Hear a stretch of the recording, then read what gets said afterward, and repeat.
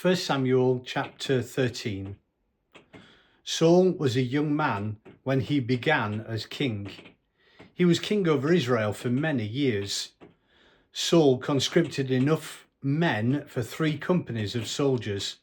He kept 2 companies under his command at Micmash and in the Bethel hills.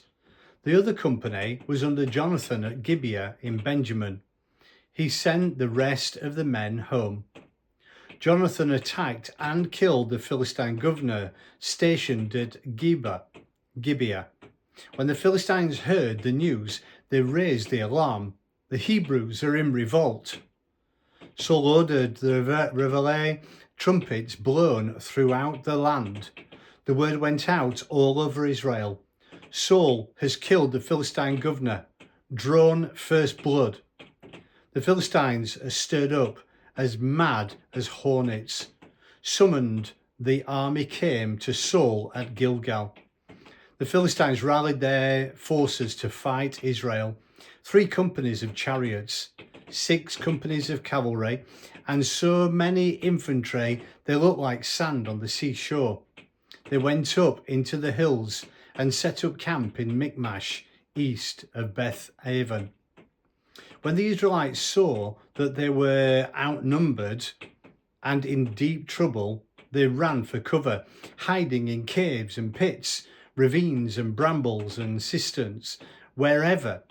They retreated across the Jordan River, refugees fleeing to the country of Gad and Gilead.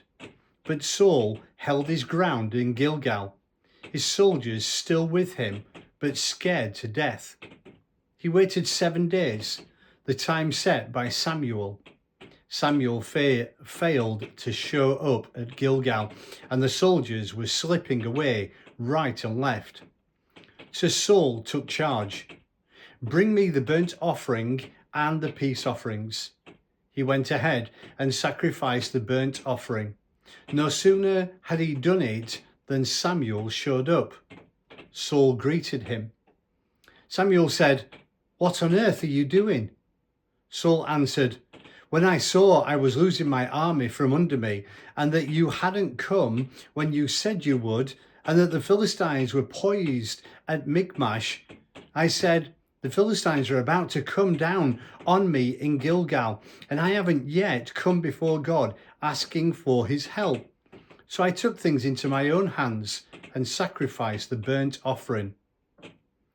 "That was a fool thing to do," Samuel said to Saul. "If you had kept the appointment that your God commanded, by now God would have set a firm and lasting foundation under your kingly rule over Israel. As it is, your kingly rule is already falling to pieces. God is out looking for your replacement right now. This time, he'll do the choosing. When he finds him, he'll appoint him leader of his people, and all because you didn't keep your appointment with God." At that, Samuel got up and left Gilgal.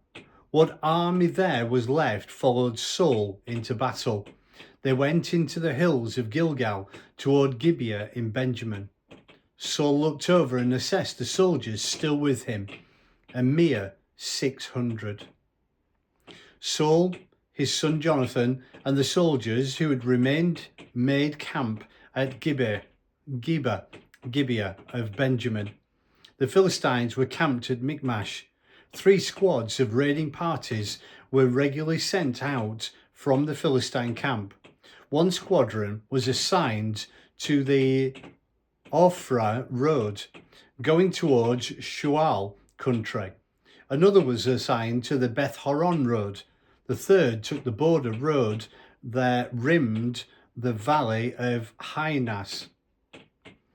There wasn't a blacksmith to be found anywhere in Israel. The Philistines made sure of that, lest those Hebrews start making swords and spears. That meant that the Israelites had to go down among the Philistines to keep their farm tools, plowshares and mattocks, axes and sickles, sharp and in good repair. They charged a silver coin for the plowshares and mattocks, and half that for the rest.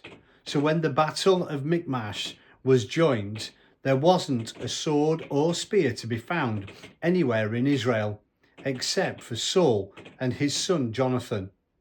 They were both well armed. A patrol of Philistines took up a position at Micmash Pass.